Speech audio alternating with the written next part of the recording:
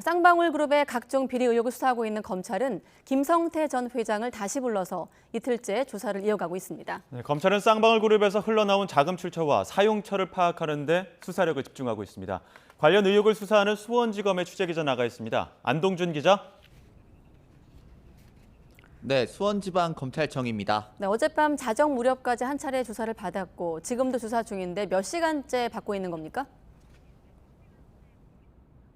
네, 검찰은 수원구치소에서 하룻밤을 보낸 김성태 전 쌍방울 그룹 회장을 오늘 다시 불러 오전 10시부터 조사하고 있는데요. 이제 6시간 정도가 지났습니다. 어제 김 전 회장은 인천국제공항을 통해 입국하자마자 이곳 수원지방검찰청으로 압송돼 자정 무렵까지 13시간에 걸쳐 강도 높은 조사를 받았습니다.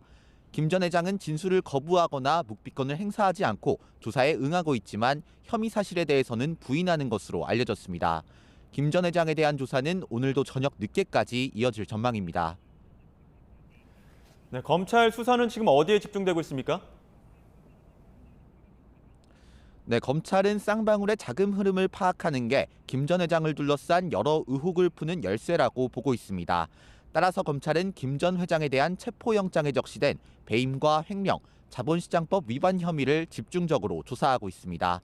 쌍방울이 지난 2018년과 2019년 발행한 전환사채가 계열사를 통해 거래되는 과정에서 거액의 횡령과 배임이 있었고 비자금 조성으로도 이어졌다는 의혹인데요.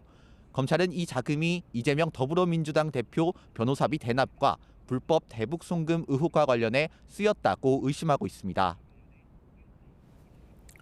네, 아무래도 가장 주목받고 있는 대목이 변호사비 대납 의혹 대목인데 수사에 진전이 있는 겁니까? 네, 검찰은 아직 변호사비 대납을 입증할 만한 결정적인 단서를 찾지는 못했습니다. 다만 최근 쌍방울 관계자들을 불러 조사하면서 이 대표가 김 전 회장과 가깝다는 내용의 녹취를 확보해 신빙성을 분석하고 있습니다. 하지만 당사자인 김 전 회장과 이 대표는 서로를 알지 못한다며 관련 의혹을 강하게 부인하고 있습니다.